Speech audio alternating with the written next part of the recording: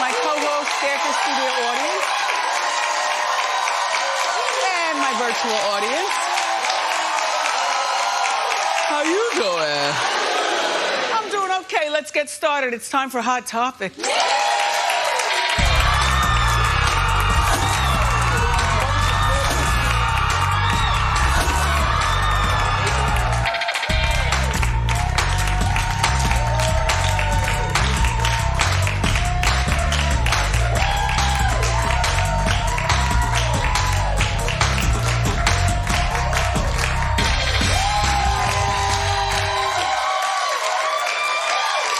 You know, there's certain news that never shocks me because I thought Blake and Gwen were already engaged.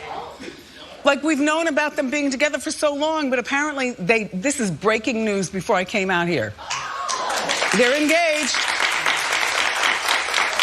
I wish them well. I can't see them being with anybody else but them. You know how I was talking about like Jen and Mark and maybe they'll get back together or something like that? But they've dated for 5 years. They met on The Voice, and they just seem to be really,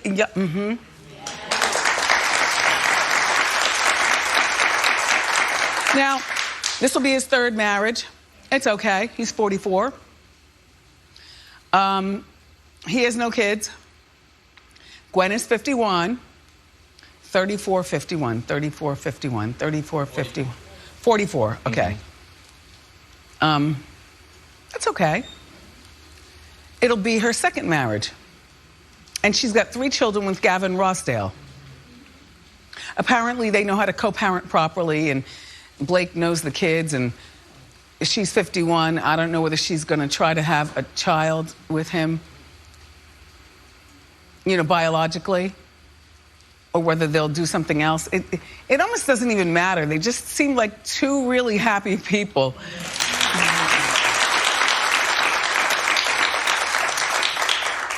Who found each other at the right time in their lives, you know? Okay, I've got a treat for you.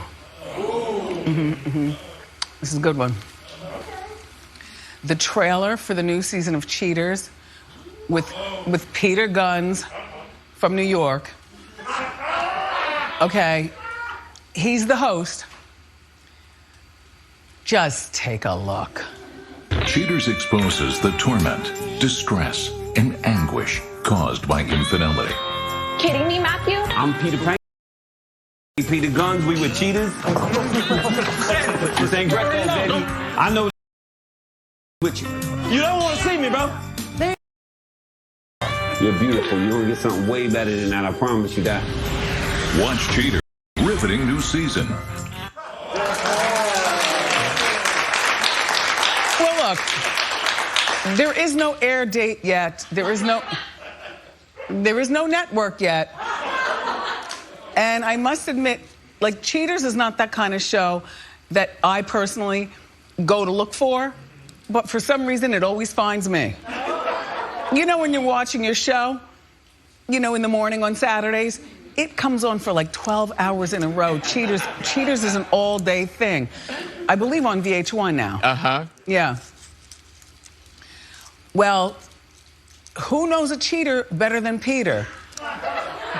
People are very, very upset that he's been chosen to host the show because they're like, you are the cheater. And I was like, yeah, you know, Clark Gable Jr. passed away. And he was the first host. Oh no, the first host was Tommy Grand. Yeah, you hear all the hosts. It was Tommy Grand. Then Clark Gable Jr. That's Joey Greco. Joey Greco. Yeah. He got stabbed. Stabbed on the Stabbed show. on the show. Clark Gable III, who passed away last year. I don't know, where's the first guy? I don't know where he is. Tommy Grant. Anyway, the thing about Cheaters is that it's such a dramatic show that you need a host to be just as dramatic. He's already striking his pose. You know, he's got 10 kids with goodness knows how many babies' mothers. You know, all as a result of cheating. Remember at one point they were on Love and Hip Hop New York? And Peter had these two girls living in the same apartment building, one on one floor and one on the other, but we knew because we were watching it. The girls didn't know. He had apartment keys. He was sliding up to one apartment, sliding down to the other. He'd get one pregnant, and then the other pregnant, and then the other pregnant. But there's still other kids out there. I mean, I'm not chasing this show, because I never have. But, oh, and by the way, I don't think Peter Gunz has changed his ways. You know, sometimes you're just born to do exactly what you do. Does that make sense? Absolutely, yep. Cheat. Cheat. Cheaters are gonna cheat. Yeah, and make a fool of women. Exactly. You pick weak women, you cheat with them, and then you go on about your life. And the cigar doesn't help. Okay, Big Pimpin'. The cigar doesn't help. Oh, Peter. Norman, let me know when this show's gonna come on and what network is taking it. Okay, definitely. And it better be a regular channel. Right. You know.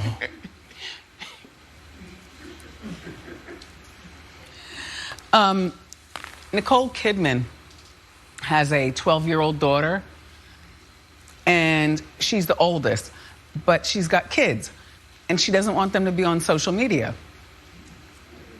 Well, take a look. I won't let them be on Instagram. I won't let them, and I have a 12-year-old right now who's chomping at the bit, wanting to like get into all of that. And I'm like, no. So it's just that constant push-pull. And I would say a lot of parents would say the same thing.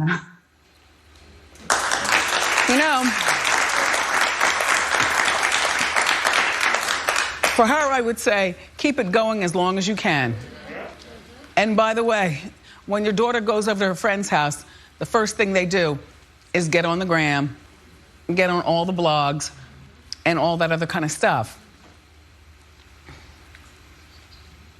I think that you and Keith need to have an open discussion, though, about you all's relationship, because we all know here at Hot Topics that you've had difficulties, and both of you have had accusations thrown at you. And so if that's why you don't want them to be on, I mean, along with the other nasty stuff, but mainly this is a family thing. Just have a family dinner. This is gonna be really hard to enforce.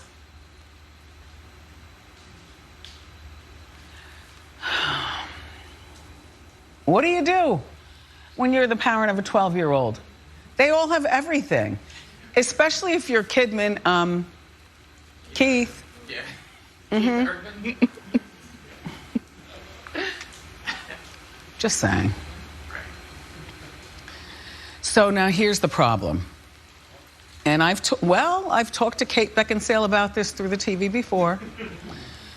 Her 23-year-old boyfriend, how dare him, broke up with her. I've had it. It goes something like that. I've had it. He's a musician with some group called, you know what? I'm not even gonna say it. Nope. A group that you don't know. They're not touring.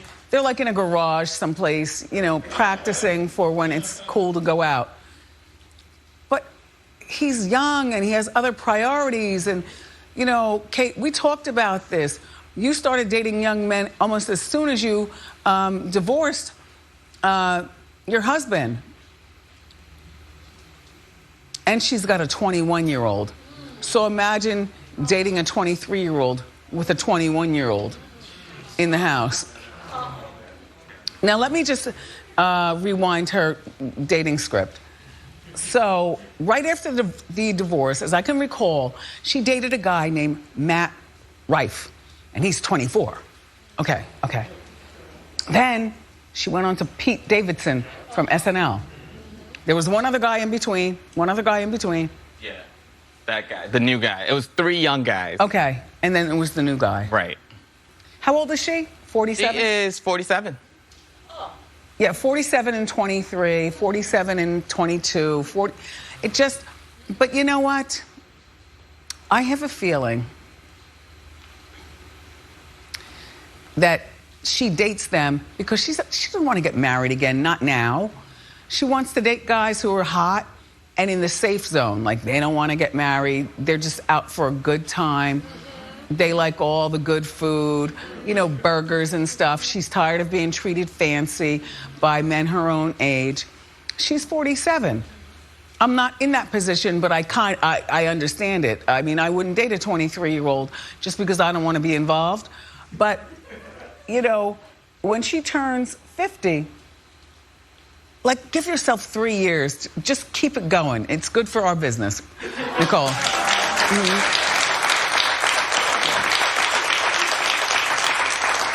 Just keep it going and date these young men. Not Nicole, what'd I call her? Kate Beckinsale? Kate. Keep this going, Kate. It makes us all feel good about ourselves. Like, you know what? There are some women of a particular age that young boys still holler at. And if you're free, why not holler back?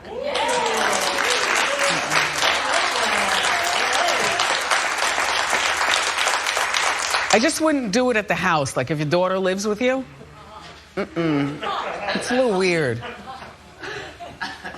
Okay, something horrible has happened at Conan O'Brien's show. I think it was an inside job. I'm judging. It was burglarized, his set. Everybody goes home. They turn off the air conditioners. The lights are all the way off. This becomes a spooky place after hours. He said yes, exactly. So he had been doing his show at a theater in LA. And he was told, well, just take a look at the B-roll. He's talking about, you know, well, that's him doing his show. He's relaxed his hair, I guess, and the whole bit. I wouldn't recognize him in the street. But he told his audience the other night that someone broke into his studio and they stole laptops. Oh, and a clapper, you know. What do you call it? A slate. Right. A slate and a whole bunch of computers. Now, you don't think that sounds like an inside job? You know, you go in quick, you know exactly where everything is, and then you leave. Now, he'll get all that stuff back, but that's not the point. He has no idea who to fire. Lie detector test for everybody. A COVID test and a lie detector test. If someone broke in here, and I'm not suggesting you do anything, okay, but I would steal my chair, and then I would steal the marlin on my wall in my office, because I've had it for so many years. It's beautiful. Everybody always comments how beautiful it is. And then finally, and most importantly, I'd steal Cynthia. Because if you're a real Wendy watcher, then you know this is something that can be replaced. It's just a chair. The marlin, you know, I can get the guy, you know, maybe one by one to put another one together. He's still alive and very well. But Cynthia, I made by hand. You know what I mean? So it's a real Wendy original. Don't come in here, though. Do not. We've got cameras outside, cameras inside, and cameras that work even when it's dark in here. We'll get you. So now it's time for Wendy's Got You Covered. Hit it.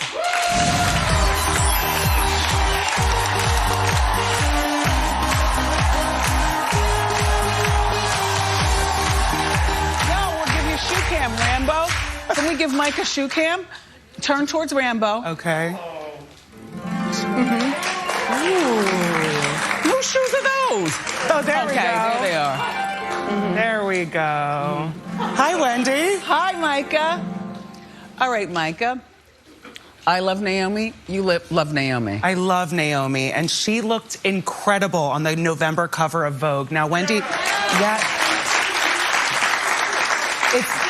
It's actually been 27 years since Naomi has graced the cover of Vogue, so this is a really big deal. Some fans actually said that they didn't like it because her eyes are closed in the picture, but I actually thought she looked amazing. What'd you think? Oh, I think she looks great, and so her eyes are closed. We know Naomi for so many years. We've seen her eyeballs. Exactly. So she's wearing a all-white Christian Dior haute couture gown. She looks amazing.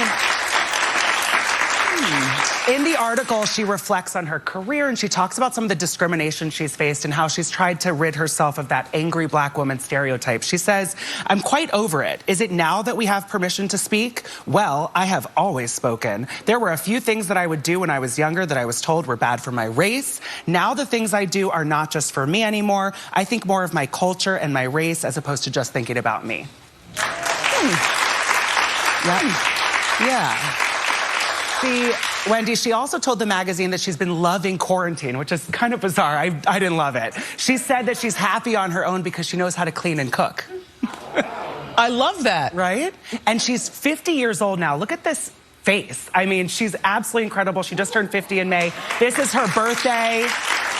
She posted a picture of herself on Instagram and in all of her birthday glory. Looking amazing. Very nice. So now, V Magazine. Yeah, V Magazine is this cool, like, artsy magazine. A lot of people might not know about it. They launched 12 covers for their upcoming Thought Leaders issue. These are the covers. We've got some of the cover stars here: Mariah Carey, Jennifer Lawrence, Chris Evans, Taylor Swift, Janelle Monáe, Bella Hadid, so many others. This issue features 45 celebrity interviews. They're all kind of like the new age of, like, social activists, which is pretty cool. Okay. And, you know, there's lots of discussion, Wendy, about whether celebrities should or should not chime in about politics. These celebrities are like, I am getting out the vote. First quote we've got is from Taylor Swift. She says, "The change we need most is to elect a president who recognizes that people of color deserve to feel safe and represented, that women deserve the right to choose what happens to their bodies, and that the LGBTQIA+ community deserves to be acknowledged and included." Okay, what's next, Micah? So next story we've got is a cutie by the name of Timothée Chalamet. He's on the cover of GQ. He's one of these, like... I don't know who that is. He's one to watch, Wendy. So a lot of people may know him from Call Me By Your Name, where he played alongside Armie Hammer. He was actually nominated at 22 years old for Best Actor. So he's really, really incredible. Nominated, what award was he up for? I think it was a Golden Globe. I'm almost positive. Okay. So he did this interview in a remote cabin up in Woodstock. And it's pretty cool and artsy because he was up there trying to get ready for this role to play Bob Dylan. In fact, you know, the movie, of course, got put on hold because of COVID. That's, you know, that happens. But he was there kind of getting artsy and getting into the role. He stopped tweeting. He stopped Instagramming. And he actually, Wendy, talks about the viral makeout pics that, you know, everyone's seeing on social media. He says actually that he talks about the struggles he's faced, and well, there's the photo. Some of the, you know, struggles that young fame has. And, you know, he was saying that this was a really special moment between him and Johnny Depp's actress daughter, Lily Rose Depp. They were dating. A lot of people said that this was a PR stunt, but he says otherwise, Wendy. He says, "I went to bed that night thinking that that was one of the best days of my life. I was on this boat all day with someone I really, really loved, and then waking up to all these pictures and feeling embarrassed. People are like, this is a PR stunt." A PR stunt, he said. "Do you think I'd want to look like that in front of you all?" It smells like somebody called the paparazzi on them. It might have been her. It might have been her, absolutely. I mean, she looks like she's attacking him. Yeah. So the last story I got to tell you about is Laverne Cox on the cover of Paper magazine. Okay. All right. Yeah. Thank you. Good. Yeah. She's incredible.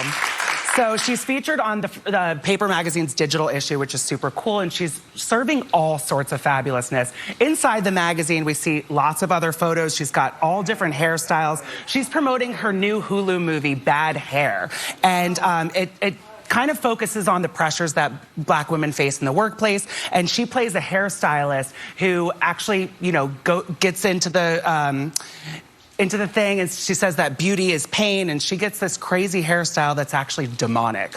But one thing about Laverne that I want to say is she is a woman of many firsts, and I want to read this so I don't mess it up.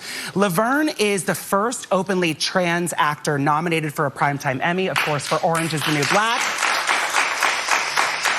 She is TV's first trans series regular in CBS's drama called Doubt. She is the first trans person to grace the covers of Time and Cosmopolitan.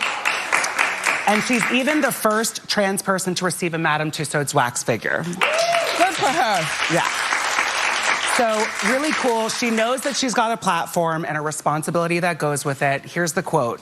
She says, I think the thing about being a trailblazer is that when you open a door or break a glass ceiling, it's so that other people can walk through it and see that the sky is the limit. See? Thank you so much, Micah. I apologize for too much clapping over here in the audience. Well, they're excited to have me back. Well, yeah, it's all about you. Oh, it's been 4 years, honey. No, but you know what? So you don't like quarantining? I didn't love it. I'm a people person. I missed being around fun people. You know? Well, we've got more great show for you, everybody. Give it up again for Micah Jesse. Up next, music superstar, my friend Big Frida is here. So grab a snack and...